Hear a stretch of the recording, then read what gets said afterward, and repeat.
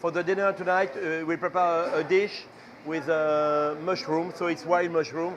So we find wild mushroom from Korea, and we put a few dice of cheese. It's my local cheese. And also we do a fermentation with the juice, and we put juice. And we put on the top like a crispy, so you have to break the crispy. And to go on the bottom and to find the mushroom, the cheese, and the flavor of the fermentation. I chose the dish for the dinner because I think it's a nice dish for so many people, for 200 people, and to have the taste of my mountain, and you have the taste of the mushroom or local mushroom. So where I am, I always want to use local ingredients. So I do the same recipe I do at home, but with a local mushroom from here. How I want from the guests remember my dish. I'm sure they will. They will. It looks like a sun, something crispy. You know, this recipe, it's usually a really traditional recipe in the mountain. No, only in the mountain. It's always normally we put a slice of bread, we put mushroom on the top, and also cheese, and we put underneath just to grill. So we have the same ingredient but different way, and we have the break the crust, and it's a local and a traditional dish, like lightly.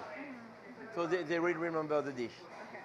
Which is the white asparagus, panna cotta, gel, and caviar. We choose this dish because it's seasonal. You know, it's in France now is actually almost the end of the asparagus, the white asparagus. So the first dinner I did the end of the season of the strawberry. Tonight I celebrate the end of the white asparagus. But the main focus is flavor. The special note is with the acidity of the gel of the lemon and the herbs that we use, which is verbena, complement very well with the caviar and the white asparagus. The white asparagus usually is a little bit bitter, so we cut the bitterness with this acidity from the lemon and verbena. No, I'm super happy to be here. You know, it's always a pleasure to come to Korea. It's a country that I discovered 5 years ago for the first time. So now it's the 4th time that I come here. And I'm always very happy to meet local chefs that are very close friends to me. And so it's always a good effervescence when I'm here. I'm very happy. First of all, the product that you have here in Korea are very amazing. So I'm always happy to be back, especially with the young talent of June. He's super nice talent guy. So I'm extremely happy to be here and cooking the four hands with him and share the same kitchen with him, exchanging on the knowledge from him and from my part. So he's always very, very happy to be here. This is one of the perfect example of my cooking. So he's focused on a very, very important sauce.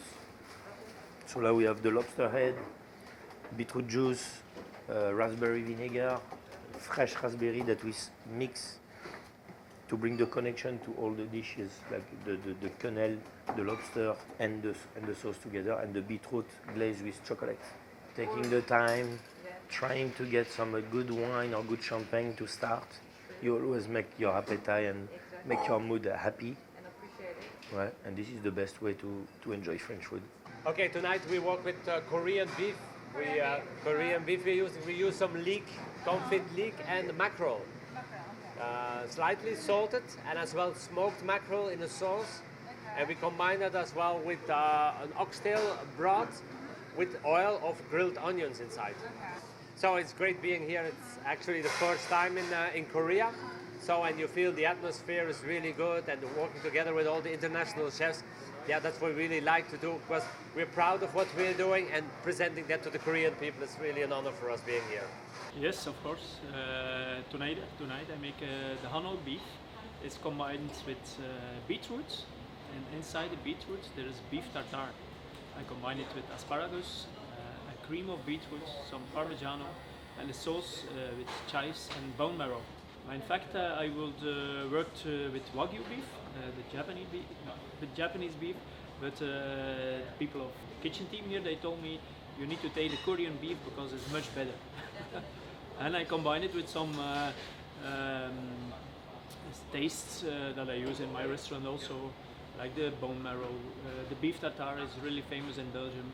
So I want to introduce my kitchen also to the Korean guests. Yes, they need to combine really the meats with beef tartare and the sauce and all the garnishes, eat it together, yes. But I'm really impressed about the quality of the meat. For me it's really inspiring, meeting other chefs, meeting other people, also meeting another culture, because it's first time that I'm in Korea, and I'm really impressed about the people, the warmth of the friendly people, and also about the food, of course. So the dish we are doing tonight, it's a dish that we actually serve right now at the restaurant. It's slowly become a classic of our restaurant Odette in Singapore. It is a kind of dumpling or ravioli that is made of langoustine with shiso. And this ravioli will be sitting on a leek fondue that has been quite heavily seasoned with peppercorn from Cambodia. It's called Kampot pepper. And we have a little foam made of brown butter and soy sauce. And it's finished with a sauce, tableside sauce vin jaune and katsuobushi. Vin jaune, or yellow wine, it's a wine that is produced in the eastern part of France. It has a natural sense of oxidation and taste. And it's finished with katsuobushi or bonito flakes to bring a bit of umami and complexity. Why, when we do such a big volume, it has to be simplistic in term of plating, and it's a dish that is all about flavor. It's my privilege and my honor to be invited by TV조선이 for the Seoul Food Festival.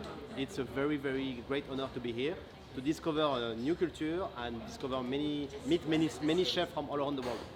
So this is what we have done. This is the dumpling of langoustine inside a leaf of shiso, big langoustine inside, sauce vin jaune and katsuobushi. This is our dish for tonight. So we are making the amuse-bouche tonight. We've made an extended fermentation, high hydration focaccia that we are topping with a foie gras mousse made with yuzu sake, an orange marmalade, and finished with sesame seeds and green onion. So we are pizza makers by trade. So we wanted to highlight our dough and our bread making skills, which is why we chose to make a focaccia. I absolutely love Korea. The people couldn't be more welcoming. The hotel is fantastic. All the other chefs that we've met in the kitchen have been fantastic. We're having an absolute great time here, and I can't wait to come back. So we are making 4 pizzas today. The first one is a very nice collaboration between us, the pizza makers, and Vera Pizzeria. The pizza has zucchini flour, red onion, cream, garlic, and squash blossoms. The third pizza we're making is a collaboration between Vera, K Forest Farms, and us, and that is a shiitake mushroom and an arugula pesto pizza. And last but not least, we are making the fourth collaboration pizza that we're making is a marinara burrata pizza. My philosophy about pizza is to do everything by hand. Make it fresh. Don't overcomplicate it. Focus on the dough, the sauce, the cheese.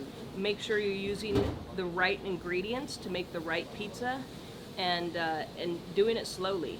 It's all about time, temperature to develop flavor to make the best pizza that you can.